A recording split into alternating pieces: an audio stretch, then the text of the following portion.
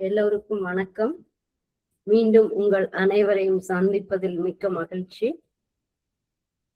இன்றைக்கு வந்துட்டு இந்த மாலை வேளையில உங்களோட என்னுடைய இந்த உரையை பகிர்ந்து கொள்வதற்கு எங்கள் வாய்த்தமைக்கு உங்கள் எல்லோருக்கும் நன்றி. திரு சிவகுமார் ஐயா அவர்களுக்கும் சென்னைகளுக்கும் என்னுடைய மனமார்ந்த நன்றியையும் வணக்கத்தையும் தெரிவித்துக் கொள்கிறேன். இந்த அவையில் வீற்றிருக்கும் அன்னை எல்லோருக்கும், அன்னைக்கும், ஸ்ரீ அரவிந்தருக்கும் மற்றும் இந்த உரையை கேட்பதற்காக உங்கள் நேரத்தை ஒதுக்கி இங்கு கூடியிருக்கும் அனைவருக்கும் எனது முதற்கண் வணக்கம். இன்னைக்கு நாம பார்க்க போற தலைப்பு இன்னல்கள், அவற்றின் காரணமும் தீர்வு. அதுல எல்லாமே மதர் என்ன சொல்றாங்க, ஷர்பிந்தோ அதுக்கு என்ன சொல்றாரு, அதற்கான காரணம் என்ன, அதற்கான தீர்வு என்ன அப்படிங்கிறத பத்திதான் நம்ம பார்க்கணும். ஒரு சின்ன பிரேயரோட நம்ம தொடங்குறோம். உன்னுடைய அருளினால் நான் உனக்கே சொந்தமாக விரும்புகிறேன். உன்னுடைய ஒளியே என்னை தூய்மைப்படுத்தட்டும். உன்னுடைய அமைதியே என்னுள் நிலை பெறட்டும். உன்னுடைய பேரன்பே என்னை தாங்கி பிடிக்கட்டும். இன்னைக்கு உலகத்திலேயே நம்ம மனுஷன் தேடும் ஒரு விஷயம் என்னன்னா, ஒரு மிக முக்கியமான விஷயம் எதுன்னு கேட்டா எல்லாரும் சொல்றது நிம்மதி. ஆனால் இன்று மனிதனை துரத்தும் மிக முக்கியமான விஷயம் எது தெரியுமா? துன்பம். நமக்கேன் துன்பம் வருகிறது? இந்த துன்பம் முடிவில்லாத ஒரு இருளா என்று கேட்டால் எல்லோரும் சொல்வது நிம்மதி. ஆனால் இன்று மனிதனை துரத்தும் மிக முக்கியமான விஷயம் எது தெரியுமா? அதுதான் துன்பம். நமக்கேன் துன்பம் வருகிறது? இந்த துன்பம் முடிவில்லாத ஒரு இருளா, அல்லது இதன் பின்னணியில் ஏதேனும் ஒரு ரகசியம் ஒளிந்திருக்கிறதா? இதை அன்னை மற்றும் ஸ்ரீ அரவிந்தரின் ஒளியில் நாம் இன்று சிந்திக்க போகிறோம். ஸ்ரீ அரவிந்தர் கூறுகிறார், வலி என்பது நம்மை விழிப்படைய செய்ய இயற்கை தரும் ஒரு தொடுதல். நாய் தூங்கிக் கொண்டிருக்கும் போது யாராவது நம்மை தொட்டு எழுப்புவது போல நாம் அறியாமையில் உறங்கும் போது நம்மை ஆன்மீக விழிப்புணர்வுக்கு அழைக்கவே துன்பம் வருகிறது. இன்னல்கள், அவற்றின் காரணமும் தீர்வும். இந்த தலைப்பு எதுக்குடா இந்த மாதிரி ஒரு தலைப்பு, இதுல என்ன இருக்குமோ என்னவோ அப்படிங்கறதெல்லாம் இல்ல. இது நம் ஆன்மாவை நோக்கிய ஒரு பயணம். ஒரு முறை அன்னையிடம் ஒரு கேள்வி கேட்கப்பட்டது. ஏன் உலகில் இவ்வளவு வலிகள் இருக்கின்றன? அதற்கு அன்னை மிக அழகாக பதிலளித்தார். ஒரு செடி மண்ணை துளைத்து கொண்டு வெளியே வரும்போது அந்த துளை வலிப்பதாக சொல்லலாம்.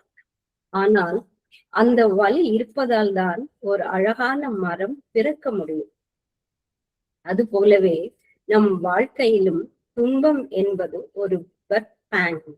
நாம் ஒரு புதிய தெய்வீக மனிதனாக பிறப்பதற்கான அடையாளமே இது. துன்பம் ஏன் வருகிறது? அதன் ஆன்மீக காரணம் என்ன? துன்பத்தை ஒரு யோகியை போல் எதிர்கொள்வது எப்படி? அன்னையின் அருளால் அந்த துன்பத்தை எப்படி பேரானந்தமாக மாற்றுவது? பாருங்கள், அந்த அமைதி பயணத்தை தொடங்குங்கள். ஆரம்பத்தில் இந்த உலகம் சச்சிதானந்தம், உண்மை, அறிவு, பேரின்பம் என்ற நிலையில் இருந்தது. அங்கே துன்பத்திற்கு இடமில்லை. ஆனால் படைப்பின் பரிணாம வரிசையில் அறியாமை, இக்னரன்ஸ் நுழைந்த போதுதான் துன்பம் தோன்றியது.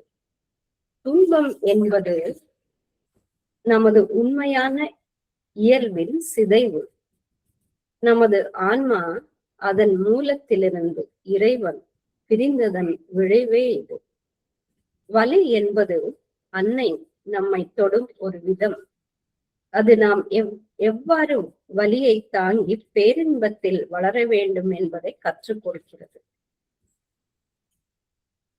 இன்னல்கள் என்றால் என்ன? What is suffering?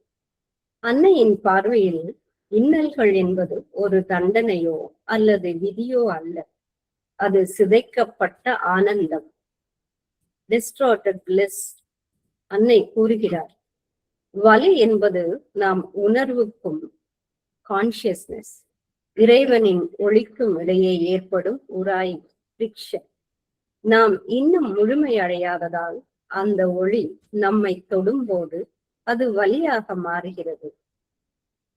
அதற்கான காரணம் என்ன? அன்னை 3 முக்கிய காரணங்களை முன்வைக்கிறார்.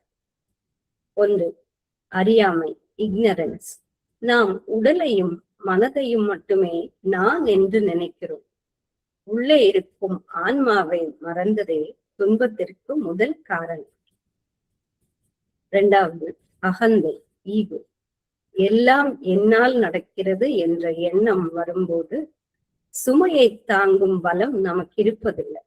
இதனால் மன அழுத்தமும் துன்பமும் உண்டாகிறது.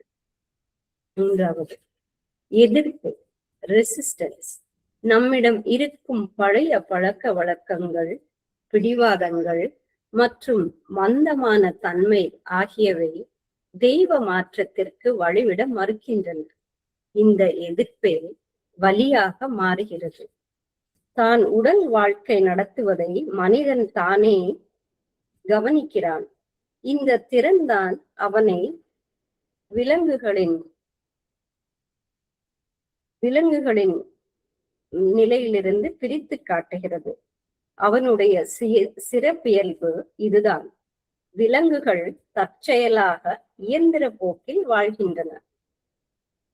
அப்படியே அவை தம்மை பற்றி உணர்ந்தாலும் அது ஒரு குறிப்பிட்ட வரையறைக்குள்ளேயே இருக்கும்.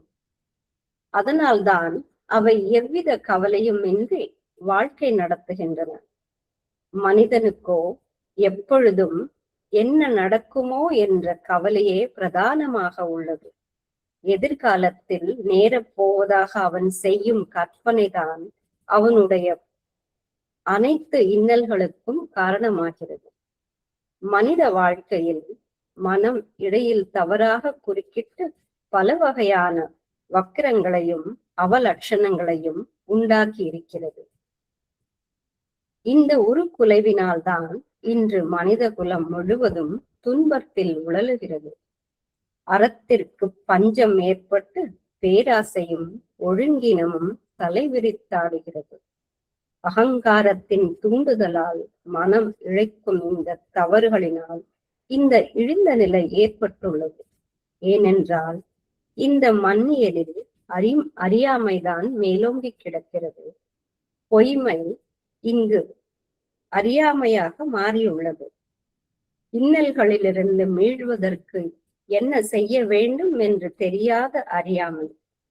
இந்த அறியாமை உடலின் ஒவ்வொரு அணுவிலும் குடிகொண்டுள்ளது. அவற்றை எவ்வாறு எதிர்கொள்வது? How to face sufferings. இன்னல்கள் வரும்போது நாம் கையாள வேண்டிய மனநிலை குறித்து அன்னை மிக தெளிவாக கூறுகிறார். விலகி நின்று கவனித்தல், டிட்டாச்மெண்ட். துன்பம் வரும்போது அதோடு ஒன்று விடாமல் ஒரு சாட்சியாக நின்று கவனிக்க வேண்டும். இது எனக்கு வருகிறது, ஆனால் இது நான் அல்ல என்ற எண்ணம் வர வேண்டும். அமைதி, குவைட்டிட்யூட்.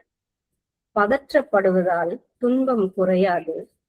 அமைதியாக இருக்கும் போதுதான் அன்னையின் ஆற்றல் நமக்குள் செயல்பட முடியும். உடலின் விழிப்புணர்வு, அவேர்னஸ். அன்னை கூறுகிறார், வலி வரும்போது பயந்து சுருங்காதே, மாறாக அந்த இடத்தில் அன்னையின் ஒளியை ஈர்த்து அதை விரிவடையச் செய். இன்னலையும் வேதனையும் வேண்டி ஏற்பது ஆரோக்கியமற்றது என்று பலமுறை சொல்லி இருக்கிறேன் என்று அன்னை கூறுகிறார். அதே சமயம் அவற்றை கண்டு ஓடுவதும் அவற்றை அலட்சியம் செய்வதும் வேறு எதிலோ கவனம் செலுத்துவதும் கோழைத்தனமாகும். நமக்கு ஏதோ ஒன்றை போதிப்பதற்காகத்தான் துன்பம் வருகிறது. எவ்வளவிற்கு விரைவாக நாம் அந்த பாடத்தை கற்றுக்கொள்கிறோமோ அவ்வளவு விரைவில் துன்பத்தின் தேவையும் முடிவு பெறும். ரகசியம் தெரிந்த உடனேயே இன்னலினால் அவதிப்படும் சாத்தியமும் இல்லாமற் போகும். ஏனெனில் அந்த இன்னலின் காரணத்தையும் அதிலிருந்து மேலும் வழியையும் அந்த ரகசியம் கற்றுக் கொடுத்துவிடும். ஸ்ரீ அரவிந்தர் சாவித்திரியில் ஒரு அற்புதமான உண்மையை சொல்கிறார். Our life is uncertain curve retraced to its own hidden goal. நம் வாழ்க்கை வளைந்த கோடு போல எங்கோ திசை தெரியாமல் போவது போல தோன்றும். ஆனால் அந்த வளைவு உண்மையில் அதன் இலக்கை இறைவனை நோக்கியே செல்கிறது. ஒரு நதி வளைந்து வளைந்து செல்வது அது வழி தவறிவிட்டது என்பதற்காக அல்ல. அந்த வளைவுகள் அதை இறுதியில் கடலில் கொண்டு சேர்க்கின்றன. உங்கள் வாழ்க்கையில் ஏற்படும் துன்பம் என்ற வளைவுகளும் உங்களை இறைவனிடம் கொண்டு சேர்க்கும் பாதைகளை. பெரியோர்களே, ஸ்ரீ அரவிந்தர் தனது லைஃப் டிவைன் நூலில் சொல்வது போல, நாம் இன்று அனுபவிக்கும் துன்பம் என்பது ஒரு தற்காலிகமான குழப்பம் மட்டுமே. ஒரு இருண்ட அறைக்குள் வெளிச்சம் வந்தால் எப்படி இருள் மறையுமோ அதுபோல நம்முள் இறை உணர்வு மலரும் போது துன்பம் மறைந்துவிடும். சாவித்திரி காவியத்தில் ஸ்ரீ அரவிந்தர் அழகாக சொல்வார், வலி என்பது நம்மை தட்டி எழுப்பும் இறைவனின் கைத்தட்டல். நாம் உறங்கும் போது யாராவது தட்டி எழுப்பினால் கோபப்படுகிறோம். ஆனால் அவர்கள் நம்மை ஒரு நல்ல காரியத்திற்காக எழுப்புகிறார்கள் என்று தெரிந்தால் மகிழ்ச்சி அடைவோம். அது போலவே துன்பமும் நம்மை மேன்மையடைய செய்யவே வருகிறது. அன்னையின் வாழ்வில் நடந்த ஒரு நிகழ்வு. ஒரு முறை ஒரு பெண்மணி மிக கடுமையான உடல் வலியால் துடித்துக் கொண்டிருந்தார். அவர் அன்னைக்கு கடிதம் எழுதினார். அன்னை அவருக்கு பதில் எழுதும் போது ஒரு ரகசியத்தை சொன்னார். அன்னை அந்த பெண்ணிடம், நீ அந்த வலியையே கவனித்துக் கொண்டிருந்தால் அது உன் நரம்புகளை இன்னும் இறுக்கமாக்கும். உன் கவனத்தை வலியிலிருந்து மாற்றி ஒரு அழகான மலரையோ அல்லது அமைதியான ஒரு காட்சியையோ கற்பனை செய் என்றார். வலி என்பது நம் நரம்புகளின் ஒரு பதற்றம். நாம் அமைதியில் நம் கவனத்தை இறைவனிடம் திருப்பினால் வலியின் வீரியம் குறையும். இப்போ அரவிந்தர் அந்த நமக்கு வரும் கஷ்டத்தை எல்லாம் எப்படி எதிர்கொள்ளணும், அதாவது ஒரு யோகிக் ஆட்டிடியூடோட நம்மளோட துன்பத்தை நம்ம எப்படி இன்பமா மாத்தணும், நம்ம அதை எப்படி எதிர்கொள்ளணுங்கிறத சொல்லியிருக்கேன். துன்பத்தை எப்படி ஒரு யோகியாக எதிர்கொள்வது என்பதற்கு ஸ்ரீ அரவிந்தரின் சிறைவாசம் ஒரு உதாரணம். அலிப்பூர் சிறையில் அவர் மிகவும் குறுகிய அறையில் அடைக்கப்பட்டிருந்தார். அங்கு வசதிகள் ஏதுமில்லை, கடுமையான சூழ்நிலை. ஆனால் அவர் அதை துன்பமாக கருதவில்லை. அந்த சிறை கம்பி, அந்த மரம், அங்கிருந்த கைதிகள் அனைத்திலும் அவர் வாசுதேவனையே கண்டார், இறைவனை கண்டார். சூழ்நிலைகள் துன்பத்தை தருவதில்லை. அந்த சூழ்நிலையை நாம் எப்படி பார்க்கிறோம் என்பதே முக்கியம். இங்க நம்ம ஆட்டிடியூட், நம்ம எப்படி எல்லா ப்ராப்ளத்தையும் நம்ம எப்படி பார்க்கிறோம், நம்மளோட ஆட்டிடியூட் அதுதான் இங்க முக்கியம். நம்மளோட ஆட்டிடியூட வச்சு நம்ம எப்படி அதை பார்க்கிறோமோ அப்படிதான் நமக்கு எல்லாமே நல்லபடியா முடியும். இறை உணர்வு வந்து விட்டால் சிறையும் ஆசிரமமாக மாறும். எப்படி அவருக்கு என்ன மாதிரி எல்லாம் கஷ்டம் வந்தது, அதையெல்லாம் எப்படி அவர் அந்த இறைத்தன்மையோட அந்த அந்த ஒரு மனோபாவத்தோட அதை எப்படி எதிர்கொண்டு நமக்கு எல்லாம் ஒரு வழிகாட்டியா அவர் வந்தாருங்கிறத நம்ம எல்லோருக்குமே தெரியும். அதே மாதிரி நம்மளும் நம்ம துன்பத்தை எல்லாம் இன்பமா மாற்றுவதற்கு நம்மளோட அன்றாட வாழ்க்கையில என்னென்ன பண்ணணும், எப்படி எல்லாம் இருக்கணும், இருக்கக்கூடாது அப்படிங்கிறதுக்குதான் இந்த உதாரணம். துன்பத்திற்கான தீர்வுகள், த கியூர் ஆஃப் சஃபரிங்.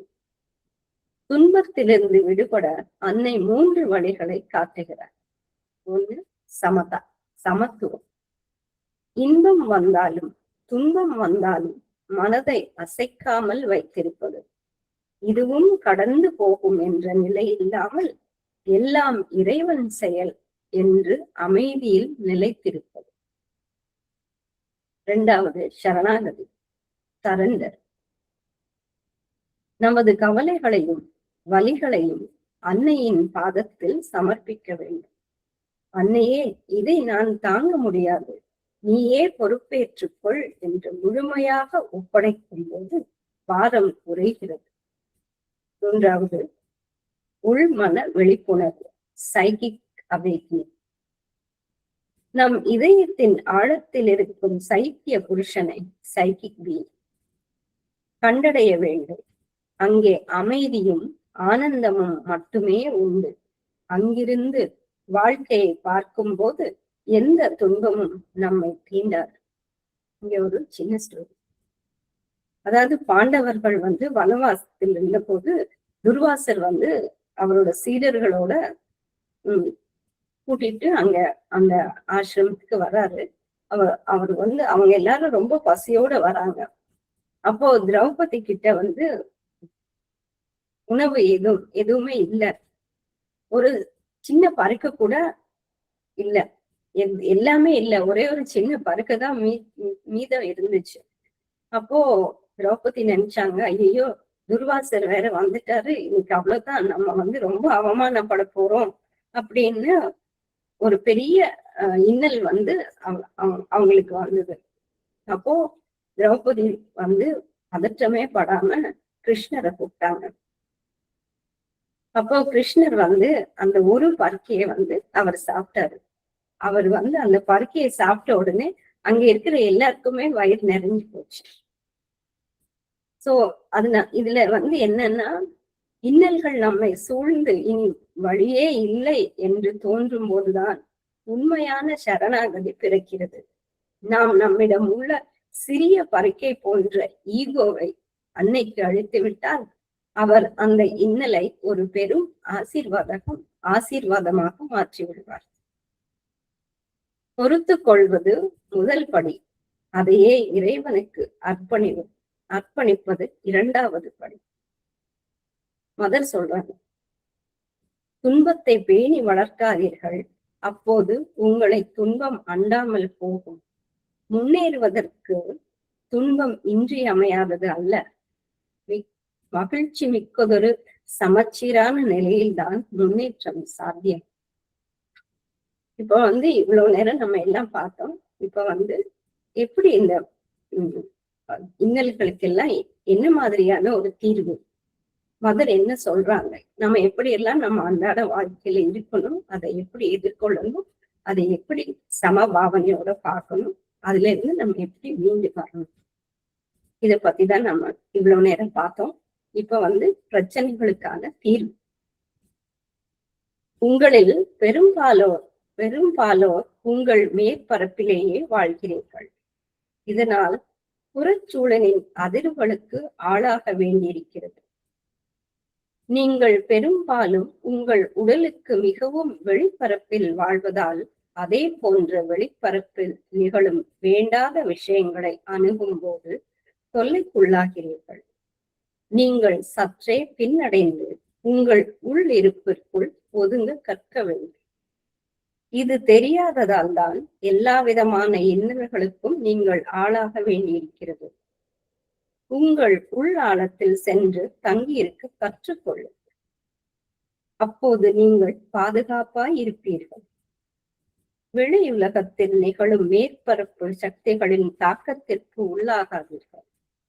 அவசரமாக ஏதேனும் செய்ய வேண்டியிருந்தாலும் கூட சற்று நேரம் பின்வாங்கி விடுங்கள். எப்போதும் அமைதியாக இருங்கள். எந்த தூண்டுதலாலும் அமைதியை இழந்து விடாமல் விழிப்புடன் இருங்கள். அவ்வாறு பின்வாங்கி உள்ளே சற்று நேரம் இருக்காமல் எந்த முடிவையும் எடுக்காதீர்கள், எந்த சொல்லையும் உதிர்க்காதீர்கள். எந்த வேலையிலும் இறங்காதீர்கள். ஏதேனும் சரியில்லை என்றால் அவசரப்பட தேவையே இல்லை. எது நிலையானதோ சாசுவதமானதோ அதுதான் அடையத் தகுந்தது. தெய்வ ஒளி, தெய்வ பிரேமை, தெய்வ வாழ்வு என்பதுதான் அது. எல்லாவற்றிற்கும் சிகரமாக உலகத்தையே வென்று பூரண ஆனந்தமும் பேரமைதியும் அடைய முயல வேண்டும். பொருள்களை நன்கு பகுத்தறிய தெரிந்து கொண்டு விட்டால் ஏதேனும் ஒன்று நிகழும் போது சற்று பின்வாங்கி கவனிக்கத் தொடங்குவீர்கள். அப்போது அமைதியாக இருந்து தெய்வ சக்தியை அழைக்க வேண்டும். அதன் பின் அடுத்து என்ன செய்ய வேண்டும் என்பது உங்களுக்கு தெரிந்துவிடும். மிக மிக அமைதியாக இருந்தால்தான் உங்களுக்கு மறுமொழி கிடைக்கும். இதை மறக்கக்கூடாது. அந்த உள் அமைதியை பயிலுங்கள். சிறிது சிறிதாக தொடங்குங்கள். அது உங்களுடைய இயல்பாகவே ஆகிவிடும் வரை பயிற்சியை நிறுத்தாதீர்கள். இதுல ஒரு சின்ன ஸ்டோரி. அதாவது முழுமையான சரணாகதி துன்பத்தை போக்கும் அப்படிங்கிறதுக்காக ஒரு சின்ன மதர் கிட்ட நம்ம எப்படி சரண்டரை பத்தி ஒரு சின்ன கதை. அதாவது கஜேந்திரன் அப்படிங்கிற பேரோட ஒரு யானை ஆத்துல தண்ணி குடிக்க போகும்போது ஒரு முதல்ல அதோட காலை கவ்விச்சு. அப்போ யானை தன் பலத்தை பயன்படுத்தி போராடிச்சு. ரொம்ப ரொம்ப போராடிச்சு. அதாவது இவ்வளவு நாள் அது சேர்த்து வச்ச பலத்தை எல்லாம் சேர்த்து போராடியும் அதனால முடியல. அதை விட முதலையோட பலம் ரொம்ப ஜாஸ்தியா இருந்தது. அப்ப அந்த யானைக்கு அதோட பலம் எல்லாம் தீர்ந்து போச்சு. இனி என்ன பண்றதுன்னு தெரியல. அப்போ ஒரு தாமரைய எடுத்து டிவைனை கூப்பிட்டுச்சு. இறைவனை கூப்பிட்டுச்சு. அது இறைவனை அழைத்தது. அப்போ அந்த நிமிஷமே கடவுள் அந்த முதலை கிட்ட இருந்து யானையை காப்பாத்திட்டாரு. அப்போ இதுல என்னன்னா மதுரன் ஷெர்பிந்தோ என்ன சொல்றாங்கன்னா, நான் என்ற அகந்தை நமக்குள்ள இருக்கிற வரைக்கும் துன்பம் தொடரும். அன்னையே, உன்னை தவிர எனக்கு வேறு வழி இல்லை என்று நாம் முழுமையாக பொறுப்பை அவரிடம் ஒப்படைக்கும் போது துன்பத்திலிருந்து நமக்கு விடுதலை கிடைச்சிருக்கு. எல்லாத்தையும் சரண்டர் பண்ணணும். நம்ம எல்லாம் நான் என்னாலதான் எதுக்கு அப்படின்னு கொஸ்டின் மார்க் தான் நம்ம போட்டுட்டு இருக்கிறோம். அதுக்கு என்ன ஆன்சருங்கிறது நம்ம யாருமே இன்னும் மேல போய் பார்த்தோம்னா அது கண்டிப்பான ஆன்சர் கிடைக்கும். அது என்ன அப்படின்னு எல்லாத்தையும் நம்ம டிவைன் கிட்ட சரண்டர் பண்ணும்போது அதுக்கு உண்டான ஆன்சர் நமக்கு கண்டிப்பா கிடைக்கும். துன்பம் என்பது நிரந்தரமானது அல்ல. மனிதன் ஒரு இடைக்கால கட்டம் மட்டுமே. நாம் மனித நிலையிலிருந்து தெய்வீக மனிதனாக டிவைன் பீயிங் மாறும்போது துன்பம் என்பது தானாகவே மறைந்து போகும். ஒரு சிற்பி பாறைய உளியால செதுக்கிட்டு இருந்தார். அப்போ அந்த பாறை அழுதுட்டே, ஏன் என்னை இப்படி சித்திரவதை பண்ற, எனக்கு ரொம்ப வலிக்குது அப்படின்னு சொன்னதா. அப்போ அதுக்கு சிற்பி சொன்னாராம், நான் உன்னை துன்புறுத்தல, உன்கிட்ட இருக்கிற தேவையான அந்த கற்களை தான் தள்ளி வச்சு உன்னை ஒரு அழகான சிலையா செதுக்கிட்டு இருக்கேன் அப்படின்னு சொன்னாராம். அப்போ அப்படின்னு சொன்ன உடனே அதுக்கு என்ன அர்த்தம் அப்படின்னா, நம் வாழ்வில் வரும் சோதனைகள் நம்மை அழிப்பதற்காக அல்ல, நம்மிடமுள்ள குறைகளை நீக்கி நம்மை தெய்வீகமாக மாற்றுவதற்கே. ஒரு சின்ன போயம். துன்பம் என்பது இறைவன் உனக்கு தரும் கடிதம். அதன் உள்ளே இருப்பது அவனது பேரன்பு. கடிதத்தை திறக்காமல் கண்ணீர் சிந்தாதே.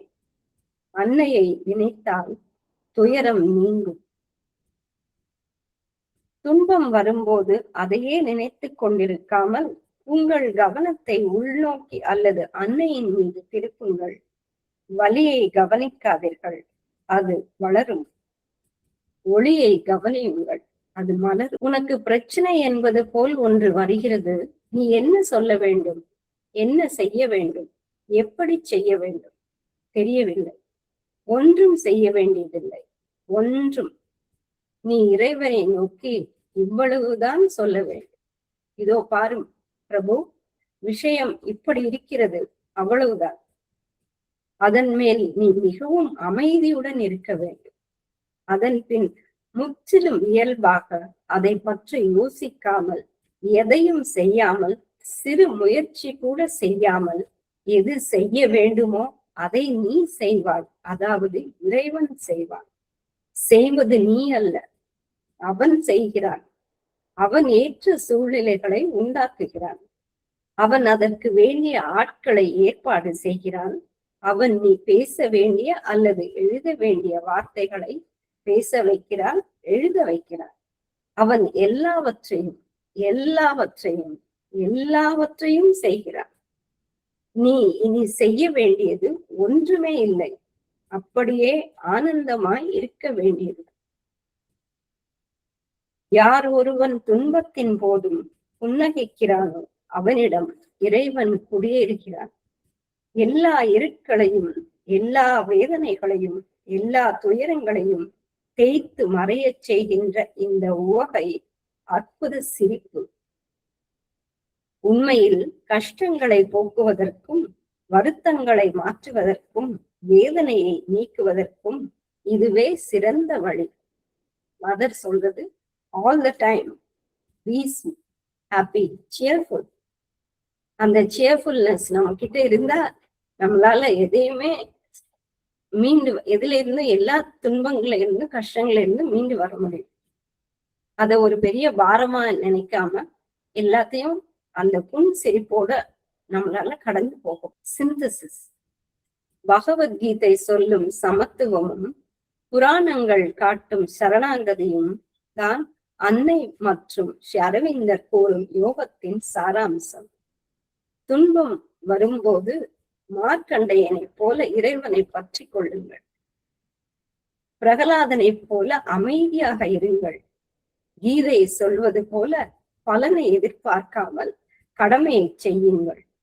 அப்போது துன்பம் என்பது உங்களை மேம்படுத்தும் ஒரு கருவியாக மாறும்.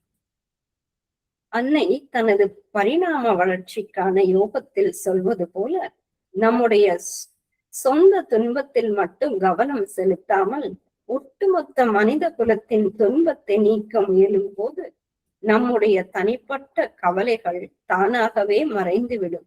இதுவே பிரிவினை, டிவிஷன் நீங்கி ஒற்றுமை, யூனிட்டி பிறக்கும் நிலை. ஒரு கசப்பான மருந்து ஆரோக்கியத்தை தருவது போல இன்னல்களை தாங்கி கடக்கும் போது அது பேரானந்தமாக மாறுகிறது. நம்முடைய உடல் மற்றும் மனதின் மந்தத்தன்மை, இன்கான்சைன்ஸ் முழுமையாக நீங்கும் போது இந்த உலகில் துன்பம் என்ற ஒன்றே இல்லாமல் போய்விடும். இதுவே பரிணாமத்தின் இறுதி இலக்கு. இப்ப நம்ம இவ்வளவு நேரம் பிரச்சனை எல்லாம் பத்தி பார்த்தோம். ஆனா இன்னைக்கு முக்கியமான ஒரு விஷயம் என்னன்னா ஸ்ட்ரெஸ். யாரு கேட்டாலும் எனக்கு ரொம்ப ஸ்ட்ரெஸ்ஃபுல்லா இருக்குங்க, என்னால ஒண்ணுமே முடியலைங்க, எது எடுத்தாலும், வேலையா இருந்தாலும் சரி, எதுவா இருந்தாலும் சரி, எல்லாரும் சொல்ற ஒரு பொதுவான விஷயமா போயிடுச்சு, ரொம்ப ஸ்ட்ரெஸ்ஃபுல்லா இருக்குங்க அப்படி. அதை பத்தி பார்ப்பேன். மன அழுத்தம் என்பது இன்றைய காலகட்டத்தில் பலருக்கு ஒரு பெரிய சவாலாக உள்ளது. அன்னை மற்றும் அரவிந்தரின் பார்வையில் மன அழுத்தத்தை ஓர் ஆன்மீக ரீதியான அணுகுமுறையுடன் எவ்வாறு கையாள்வது என்பதை இங்கே காண்போம். மன அழுத்தம் என்றால் என்ன? What is stress? அன்னையின் விளக்கப்படி மன அழுத்தம் என்பது நமது ஆற்றலுக்கும் கெப்பாசிட்டி, நமக்கு முன்னால் இருக்கும் வேலைக்கும் ஒர்க் சர்க்கம்ஸ்டன்சஸ் இடையே உள்ள இடைவெளியாகும். சமநிலையின்மை.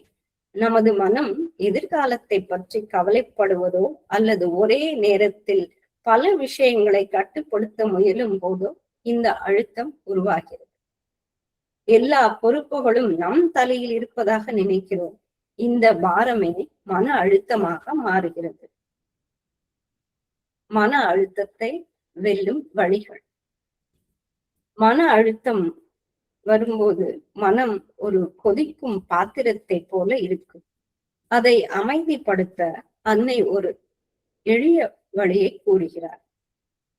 ஒரு சில நிமிடங்களுக்கு வேலையை நிறுத்திவிட்டு உங்கள் மனதிற்குள் ஒரு அமைதியான ஏரி இருப்பதாக கற்பனை செய்யுங்கள். அந்த ஏரியின் நீர் அசைவற்று இருப்பதைப் போல உங்கள் மனதை மாற்றுங்கள். மௌனம் என்பது ஒரு சிறந்த மருந்து. தினமும் 5 முதல் 10 நிமிடங்கள் முழுமையான மௌனத்தை கடைபிடிப்பது நரம்புகளை அமைதிப்படுத்தும். மன அழுத்தத்திற்கு மிகச் சிறந்த தீர்வு சரணாகதி. அன்னையே, இந்த வேலையை நான் செய்யவில்லை, நீயே என்னுள்ளிருந்து செய்கிறாய் என்று எண்ணுங்கள். வேலையின் முடிவை பற்றி கவலைப்படாமல் அந்த வேலையை அன்னையின் பாதத்தில் ஒரு மலராக சமர்ப்பியுங்கள். பொறுப்பை அவரிடம் ஒப்படைக்கும் போது அழுத்தம் தானாகவே மறைந்துவிடும். Living in the present. மன அழுத்தம் பெரும்பாலும் நாளை என்ன நடக்கும் என்ற பயத்தினால் வருகிறது. ஸ்ரீ அரவிந்தர் கூறுவது போல கடந்த காலத்தின் சுமைகளையும் வருங்காலத்தின் பயத்தையும் சுமக்காமல் இந்த நொடியில் பிரசன்ட் மூமெண்ட் இறைவனோடு இணைந்து வாழ பழக வேண்டும். Practical steps. பதற்றம் ஏற்படும் போது மெதுவாக மூச்சை இழுத்து வெளிவிடுங்கள். ஒவ்வொரு மூச்சை வெளிவிடும் போதும் அமைதி உங்கள் உடல் முழுவதும் பரவுவதை உணருங்கள். உங்கள் இதயத்தில் அன்னை புன்னகைப்பதை கற்பனை செய்யுங்கள். அவளுடைய அந்த புன்னகை எல்லா கவலைகளையும் கரைக்கும் வல்லமை கொண்டது. செய்யும் வேலையை ஒரு சுமையாக பார்க்காமல் அதை அன்னைக்கு செய்யும் ஒரு சேவையாக, சர்வீஸாக மாற்றுங்கள். மன அழுத்தம் என்பது ஒரு பலவீனம், அமைதி என்பது ஒரு மகா சக்தி. அன்னை கூறுவார், எவ்வளவு வேலை இருந்தாலும் உங்கள் உள் மனம் எப்போதும் ஒரு நிழலான சோலையை போல குளிர்ச்சியாகவும் அமைதியாகவும் இருக்க வேண்டும். எக்ஸாம்பிள் என்னன்னா, ஒரு பெரிய கப்பல் கடல்ல மிதந்துட்டு இருக்கு. கடல் நீர் கப்பலை சுற்றி இருந்தாலும் அந்த நீர் கப்பலுக்குள் நுழையாத வரை கப்பல் மூழ்காது. அதே போலவே நம்மை சுற்றி எத்தனை பிரச்சனைகள், மன அழுத்தம் இருந்தாலும் அவற்றை நம் மனதிற்குள் அனுமதிக்காதவரை நாம் வீழ்ந்து போக மாட்டோம். நம் மனம் ஒரு கண்ணாடி போன்றது. அதன் மேல் அறியாமை, ஆசை, கோபம் போன்ற தூசிகள் படிந்திருப்பதால் ஆன்மாவின் ஒளி வெளியே தெரிவதில்லை. தூசியை துடைத்தால் கண்ணாடி தானாகவே சூரிய ஒளியை பிரதிபலிக்கும். அது போலவே நாம் மனத்தை தூய்மைப்படுத்தினால் பியூரிபிகேஷன், இறைவனின் ஆனந்த் நமக்குள் தானாகவே வெளிப்படும். துன்பம் என்பது அந்த தூசியை துடைக்க இயற்கை பயன்படுத்தும் ஒரு துணி. நம் வாழ்க்கை ஒரு பட்டம் போன்றது என்றால் அன்னை அந்த பட்டத்தை பிடித்துள்ள நூல் போன்றவர். நூல் அறுந்துவிட்டால் பட்டம் தறிகட்டு ஓடி விழுந்துவிடும். ஆனால் நூலை அன்னையின் கையில் கொடுத்து விட்டால் சரண்டர். பலத்த காற்று, துன்பம் அடித்தாலும் அந்த பட்டம் இன்னும் உயரமாகவே பறக்கும். காற்று பட்டத்தை கீழே தள்ள முயலும், ஆனால் நூல் அதை பாதுகாக்கும். வாழ்க்கையில் பட்டும் படாமலும் வாழ்வதற்கு இது ஒரு மிகச்சிறந்த உதாரணம். இப்ப பாக்குறோம், தாமரை இலை தண்ணீரில் தான் இருக்கிறது, ஆனால் தண்ணீர் அதன் மேல் ஒட்டுவதில்லை. அதுபோல் நாமும் இந்த உலகியல் வாழ்க்கையில் குடும்பம், வேலை எல்லாத்திலும் இருக்கணும். ஆனால் அந்த வேலைகளும் துன்பங்களும் நம் மனதிற்குள் ஒட்டாமல் பார்த்து கொள்ள வேண்டும். இதுவே ஸ்ரீ அரவிந்தர் கூறும் சமத்துவம். நம் வாழ்க்கை சில நேரங்களில் சிக்கலான நூல்கண்டு போல தோன்றும். எங்கே தொடங்குவது, எப்படி சரி செய்வது என்று நமக்கு தெரியாது. நாம் அந்த சிக்கலை இன்னும் இழுத்தால் அது இன்னும் அதிகமாகவே சிக்கிக்கொள்ளும். ஆனால் அந்த நூல்கண்டை அன்னையிடம் கொடுத்து விட்டால் அவர் மிக மென்மையாக அந்த சிக்கல்களை அவிழ்த்து நேராக்கி விடுவார். நாம் செய்ய வேண்டியது அந்த சிக்கலை அவரிடம் ஒப்படைப்பது மட்டுமே. மேகம் சூரியனை மறைக்கலாமே தவிர சூரியனை அழித்து விட முடியாது. துன்பம் என்ற மேகம் உங்கள் ஆன்மாவின் ஆனந்தத்தை மறைக்கலாம், ஆனால் அழிக்க முடியாது. நம்பிக்கை என்பது அடர்ந்த காட்டில் கையில் இருக்கும் ஒரு சிறிய விளக்கு போன்றது. அந்த சிறிய விளக்கு முழு காட்டையும் வெளிச்சமாக்காது. ஆனால் நீங்கள் எடுத்து வைக்கும் அடுத்த ஒரு அடிக்கு தேவையான வெளிச்சத்தை தரும். வாழ்க்கையின் எல்லா பிரச்சனைகளும் ஒரே நாளில் தீர்வு கிடைக்காது. ஆனால் அன்னை மீது உள்ள நம்பிக்கை இன்று நீங்கள் கடக்க வேண்டிய பாதையை தெளிவாக காட்டும். ஒரு அடி எடுத்து வையுங்கள், அடுத்த அடிக்கு வெளிச்சம் தானாகவே வரும். பொறுமை என்பது சோம்பேறித்தனம் அல்ல, அது இறைவனின் நேரத்திற்காக காத்திருக்கும் ஒரு விழிப்புணர்வு. நம்பிக்கை கொண்ட இதயத்திற்கு துன்பம் என்பதே கிடையாது. அன்னை தனது அனுபவத்தில் இப்படி சொல்கிறார். நமக்கு ஒரு கஷ்டம் வரும்போது நாம் அழுகிறோம். ஆனால் சில காலத்திற்கு பிறகு திரும்பி பார்த்தால் அந்த கஷ்டம் வந்ததால் தான் இன்று நாம் இவ்வளவு வலிமையாக இருக்கிறோம் என்பது புரியும். அதாவது 3 சின்ன எக்ஸசைசஸ், ப்ராக்டிக்கல் எக்ஸசைசஸ் டெய்லி நமக்கு இதுல எல்லாம் இருந்து எப்படி நம்ம வெளியில வரணும் அப்படிங்கிறதுக்கு நம்ம டெய்லி நம்ம இந்த எக்ஸசைஸ நம்மளே பிராக்டிஸ் பண்ணணும். ஃபர்ஸ்ட் மூச்சு பயிற்சி. breath is a bridge. துன்பம் ஏற்படும் போது ஆழமாக மூச்சு விட்டு அமைதி உள்ளே வருவதையும் பதற்றம் வெளியே போவதையும் உணருங்கள். அதாவது எப்பவுமே நமக்கு ஏதாவது ஒரு கஷ்டம் வரும்போது நம்ம என்ன பண்றோம், நமக்கு அறியாமையே நம்ம நம்மளுடைய அம்மாவை தானே கூப்பிடுறோம். கஷ்டம் வந்தாலும் சரி, இன்பம் வந்தாலும் சரி, எதுவா இருந்தாலும் நம்ம ஃபர்ஸ்ட் கூப்பிடுற 3 வார்த்தை அம்மா. அம்மா என்ற பெயரை இதயத்தின் ஆழத்திலிருந்து உச்சரிப்பது ஒரு பாதுகாப்பு கவசத்தை உருவாக்கும். இனியொன்னு கான்ஸ்டன்ட் ஆஃபரிங். உங்கள் ஒவ்வொரு வலியையும் ஒரு மலராக கருதி அன்னையின் பாதத்தில் வையுங்கள். அதாவது ஒரு எக்ஸாம்பிள் என்னன்னா, ஒரு கடிகாரத்துக்கு பெண்டுலம், ஒரு கடிகாரத்தோட பெண்டுலம் எப்பவுமே லெஃப்ட் சைடு எப்படி போகுதோ அதே மாதிரி அதே அளவு, இந்த சைடு எவ்வளவு தூரம் போகுதோ அந்த சைடும் அதே தூரம், ரைட் சைடும் அதே தூரம் போகும். அது போல வாழ்க்கையில் எவ்வளவு ஆழமான துன்பத்தை ஒருவர் அனுபவிக்கிறாரோ அதே அளவு பேரானந்தத்தையும் அடையும் தகுதியையும் அவர் பெறுகிறார். துன்பம் என்பது ஒரு இருண்ட சுரங்கப்பாதை போன்றது. அதன் முடிவில் ஒளி நிச்சயம் உண்டு. அன்னை கூறுகிறார், மனிதன் பெரும்பாலும் மந்தமான நிலையில் இருக்கிறான். அவனது ஆன்மா உறங்கிக் கொண்டிருக்கிறது. ஒரு குழந்தை தவறு செய்யும் போது அதை திருத்த தாய் தரும் ஒரு மென்மையான தட்டு, வாய்ப் போன்றதுதான் இன்னல். நாம் நமது வசதியான வாழ்க்கை முறையிலேயே கம்ஃபர்ட் ஜோன் மூழ்கி விடாமல் ஒரு உயர்ந்த நிலையை நோக்கி நகர இந்த இன்னல்கள் நம்மை தட்டி எழுப்புகின்றன.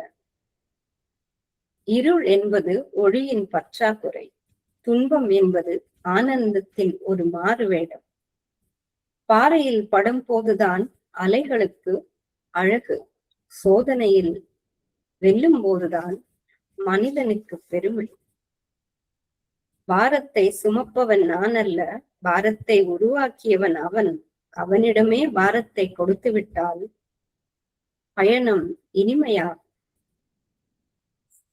இன்னல்கள் வரும்போதுதான் நம் உடல் செல்கள் விழிப்புணர்வு பெறுகின்றன. சௌகரியமாக இருக்கும் போது உடல் அசதியாக தமஸ் இருக்கும். ஒரு வலி அல்லது நோய் வரும்போதுதான் உடல் அன்னையே என்று அழைக்க தொடங்குகிறது. அந்த அழைப்புதான் நம் உடலை தெய்வீக தெய்வீக மயமாக்கும் முதல் படி டிரான்ஸ்ஃபர்மேஷன். துன்பம் என்பது ஒரு இருண்ட வழிப்பாதை. அது நம்மை ஒளியை நோக்கி அழைத்துச் செல்லும் வரைதான் அதன் அதிகாரம். அன்னையின் கைகளை பிடித்துக் கொண்டால் அந்த பாதையும் சுகமானதாக மாறும்.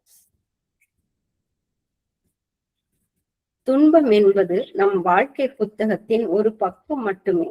அதுவே முழு புத்தகம் அல்ல. அந்த புத்தகத்தை திருப்பி அடுத்த பக்கத்திற்கு செல்ல அன்னையின் கையை பிடித்துக் கொள்ளுங்கள்.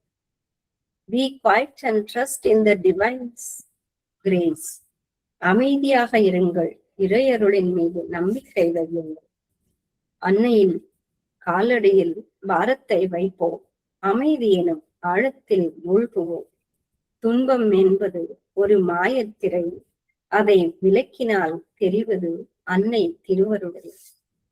துன்பத்தை எதிர்கொள்ளும் சிறந்த ஆயுதம் அமைதியான புன்னகை. அன்னை அடிக்கடி சொல்வார், எப்போதும் மகிழ்ச்சியாக இருங்கள். அதுவே நீங்கள் இறைவனுக்கு செய்யும் மிகச்சிறந்த வழிபாடு. துன்பம் என்பது ஒரு இருண்ட திரை. அந்த திரையை விலக்கினால் பின்னால் அன்னை புன்னகைத்துக் கொண்டிருக்கிறார். நாம் அழுவதை நிறுத்திவிட்டு அன்னையை பார்க்க தொடங்கினால் துன்பம் என்ற இருள் மறைந்து இன்பம் என்ற ஒளி பிறக்கும். அன்னையிடம் பாரத்தை ஒப்படைப்போம், அவர் ஒளியில் நம்மை இணைத்துக் கொள்வோம். இனி துன்பம் என்பது சுமையல்ல, அது இறைவனை அடையும் ஓர் இனிய பாதை. ஸ்ரீ அரவிந்தர் லைஃப் டிவைன் நூலில் ஒரு நம்பிக்கையை தருகிறார். The end of the stage is not the end of the journey.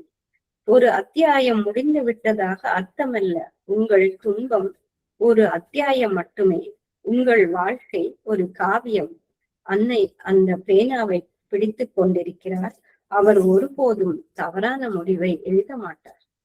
இப்போ ஒரு பிராக்டிக்கல் மெடிடேஷன் நம்ம எல்லாருமே இதை பண்ணலாம்.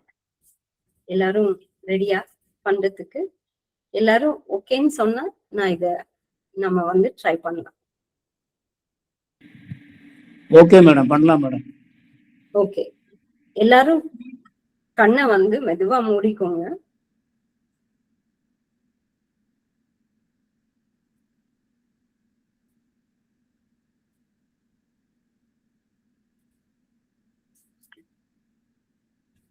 உங்கள் இதயத்தின் மையத்தில் ஒரு பிரகாசமான ஒளியை கற்பனை செய்யுங்கள். எல்லோரும் நம்மளோட இன்னர் ஹார்ட் சென்டர்ல ஒரு லைட் இருக்கிறதா நம்ம இமேஜின் பண்ணிக்கலாம். அது மதரோட லைட்டாவோ இல்ல எதுவானாலும் இருக்கலாம். எல்லாரும் ரெடியா? உங்கள் கவலைகள், நம்மளோட கவலைகள், வலிகள் மற்றும் அச்சங்கள் அனைத்தையும் அந்த ஒளியில போட்டுடலாம். நம்ம கிட்ட என்ன எல்லாமே இருக்கோ அதை எல்லாமே அந்த லைட்ல நம்ம போடலாம். அந்த லைட்டுக்கு நம்ம அதை சரண்டர் பண்ணிடலாம். அந்த லைட்டுக்கு அந்த ஒளி உங்கள் துன்பங்களை எரித்து உங்களை அமைதியால் நிரப்புவதை உணருங்கள். நம்ம எல்லாரும் அதை ஃபீல் பண்ணலாம். நம்ம அந்த லைட்டுக்குள்ள நம்மளோட கஷ்டம், நம்மளோட என்னெல்லாம் நமக்கு இல்லையோ அது எல்லாத்தையும் அதுல போட்டு எரிச்சு ஒரு பீஸ் நமக்குள்ள எஸ்டாப்ளிஷ் ஆறத நம்ம ஃபீல் பண்ணலாம். நம்ம ரொம்ப எவ்வளவுக்கு எவ்வளவு உள்ள போய் அந்த இன்னர் ஹார்ட்டுக்குள்ள போறோமோ அப்ப நம்ம அதை கண்டிப்பா ஃபீல் பண்ண முடியும். நம்மளோட மைண்ட குவைட்டன் பண்ணிட்டு நம்ம ஃபீல் பண்ணணும். அம்மா, எல்லாம் உன்னுடையது என்று மெல்ல சொல்லுங்கள். Mother, everything is yours, not mine.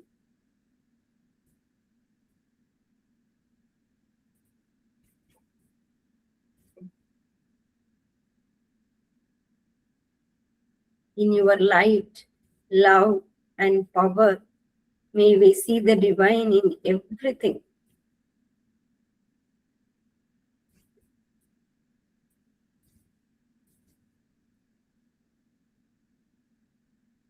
இப்ப மெதுவா எல்லாரும் நம்மளோட பாம் ரப் பண்ணிட்டு நம்மளோட கண்ணுல வச்சுட்டு மெதுவா கண்ணை திறக்கணும்.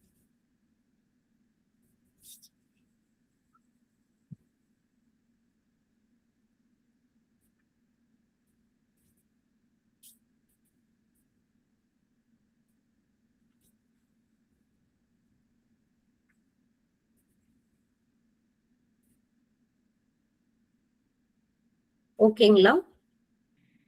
Okay madam. Thank you sir.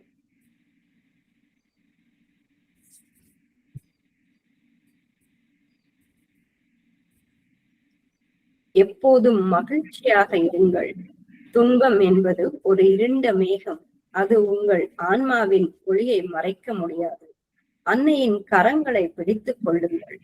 உங்கள் வாழ்க்கை ஒரு பாடலாக மாறும். ஓ இறைவா, எல்லா சூழ்நிலைகளும் அமைதியாக இருக்க எனக்கு கற்றுக்கொடு. என்னுடைய துன்பங்கள் அனைத்தையும் உனது ஆனந்தமாக மாற்றுவதற்கு எனக்கு துணை நில். மதர்ஸ் பிரேயர்ஸ் அண்ட் மெடிடேஷன் என்று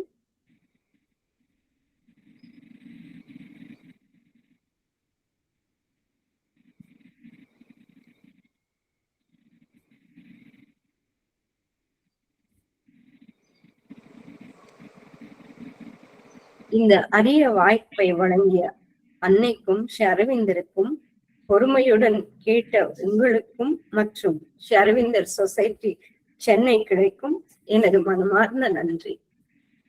அற்புதமா இருந்தது உங்களுடைய உரை. ஆஸ் யூஷுவல் ரொம்ப நல்லா இருந்தது. நம்ம ஏன்னா இந்த துன்பம் எல்லாருக்குமே வாழ்வில் துன்பத்தினால நம்ம எதிர்கொள்ள வேண்டியிருக்கு. அதுலேருந்து தப்பிக்க முடியல. பட் உண்மையிலேயே துன்பத்தினுடைய காரணம் என்னன்னா, நம்ம அறியாமையில் இருந்து விழித்து எழுவதற்காகத்தான் துன்பம் என்பது ஏற்படுகின்றது என்பதை நீங்கள் சொன்னீர்கள். எல்லாமே பார்த்தோம் அப்படின்னா துன்பம், வலி, வேதனை எல்லாமே உண்மையான இருக்கக்கூடிய ஒரு விஷயத்தினுடைய ஒரு திரிந்த விஷயங்கள், டிஸ்டார்ஷன், அதுதான் என்று சொன்னீர்கள். காரணம் என்ன அப்படின்னா, நேச்சுரலி நம்மளுடைய அறியாமை, ஈகோ, நம்முள் இருக்கக்கூடிய அந்த ஒரு எதிர்ப்பு உணர்வு, ரெசிஸ்டன்ஸு, பழைய பழக்க வழக்கங்கள்ல மனதனுடைய பிடிவாதங்கள், இதெல்லாம் தான் காரணம்னு சொன்னீங்க. முக்கியமா மனிதனுக்கு என்னன்னா, தன்னைத்தானே தன்னுடைய செயல்களை தானே உற்று நோக்குவது. இதனால என்ன நடைபெறுகின்றது என்றால், அவனுக்கு ஒரு தேவையில்லாத ஒரு ஆங்ஸைட்டி வருது, எதிர்காலத்தை பற்றிய கவலை வருகின்றது. அதனால எப்படி எதிர்கொள்ளணும் அப்படின்னா, நம்ம ஒரு சாட்சியா மனோபாவத்தோடு எதிர்கொள்ளணும், அமைதியாக இருக்க வேண்டும், விழிப்புணர்வுடன் இருக்க வேண்டும். என்ன அறிந்து கொள்ள வேண்டும் என்றால், துன்பம் எதற்காக வருகின்றது என்றால், ஏதோ ஒரு ரகசியத்தை நமக்கு கற்பிக்கவே துன்பம் வருகின்றது. அந்த ரகசியத்தை எவ்வளவு விரைவாக கற்றுக்கொள்கின்றோமோ அந்த அளவிற்கு இந்த துன்பம் மறைந்து விடுகின்றது என்பதை நீங்கள் கூறினீர்கள். பொதுவாக இந்த துன்பம் வரும்போது என்ன அறிந்து கொள்ளணும் அப்படின்னா, சூழ்நிலைகள் மூலமாக தான் பாதிக்கப்படுகின்றோம். சூழ்நிலைகள் தாமே காரணம் அல்ல என்றுதான் அன்னையும் பகவானும் கூறுகின்றார்கள். சூழ்நிலைகளை நாம் எவ்வாறு கையாளுவது என்பதைத்தான் நாம் கற்றுக்கொள்ள வேண்டும். அதற்குத்தான் நீங்கள் சமத்துவம், சரணாகதி, சைத்திய விழிப்புணர்வு, இதன் மூலமாக நாம் இந்த துன்பங்களை எதிர்கொள்ள வேண்டும் என்று நீங்கள் கூறினீர்கள். பொதுவாக பிரச்சனைகளுக்கு தீர்வு என்னன்னா, எல்லாருக்கும் மீண்டும் மீண்டும் ஒன்றை ஞாபகப்படுத்திக் கொள்ள வேண்டும். நம்ம எப்பொழுதுமே we should live in the present moment. கடந்த காலம், நிகழ்காலத்திலேயே இருப்பது என்பது பிரச்சனைகளை மேலும் தீவிரமாக்கும். நம்ம எப்பொழுதுமே புறத்தில் இருக்கக்கூடாது, வெறும் சர்ஃபேஸ் லிவிங். அதனால என்ன நடைபெறுகின்றது என்றால், நாம் எளிதாக பாதிக்கப்படுகின்றோம். வெளியிலிருந்து வரக்கூடிய அந்த தீண்டுதல்களுக்கு நாம் எளிதாக பாதிக்கப்படுகின்றோம்.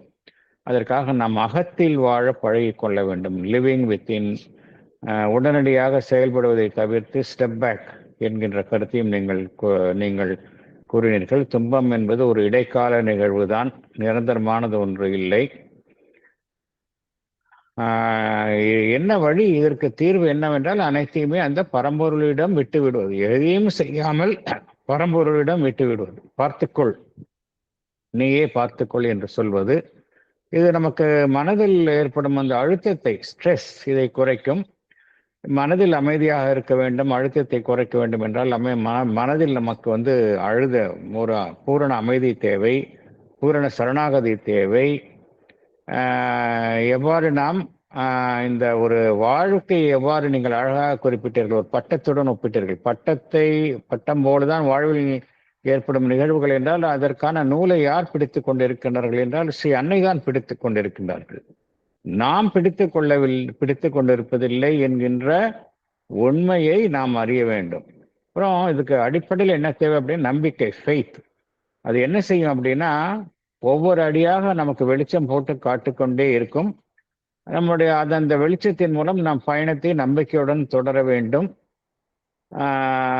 இதற்கு அடிப்படை சில பயிற்சிகளையும் நீங்கள் கூறினீர்கள். மூச்சு பயிற்சி, நம்மளுடைய இதயத்தின் ஆழத்தில் இருந்த அன்னையை அழைத்தல், அனைத்தையும் அன்னைக்கு ஒரு மலர் எவ்வாறு தன்னை சமர்ப்பிக்குமோ அவ்வாறு சமர்ப்பித்தல், அன்னையின் கையை பற்றி கொண்டுதான் நம் வாழ்க்கையை நடத்த வேண்டும். ஒரு ஆழ்ந்த தியான நிலை, அந்த தியானத்தையும் நீங்கள் அது குறித்த பயிற்சியும் நீங்கள் எங்களுக்கு எல்லாம் கூறினீர்கள். இதை அனைத்தையும் நாம் பின்பற்றுவதன் மூலமே நமக்கு என்ன ஒரு தெளிவு பிறக்கும். துன்பங்களை கண்டு நாம் துவண்டு விடாமல் அதை வலிமையாக பலத்துடன் எதிர்கொள்வதற்கு ஒரு தெளிவு பிறக்கும். இந்த உரையில் அற்புதமான கருத்துக்களை எங்களுடன் பகிர்ந்து கொண்டீர்கள். இதற்காக ஸ்ரீ ஆரோபிந்தோ சொசைட்டி சென்னை கிளையின் சார்பாகவும் இங்கு கூடியுள்ள அனைத்து அன்னை அன்பர்கள் சார்பாகவும் எங்களது நன்றியையும் வணக்கத்தையும் உங்களுக்கு தெரிவித்துக் கொள்கின்றோம்.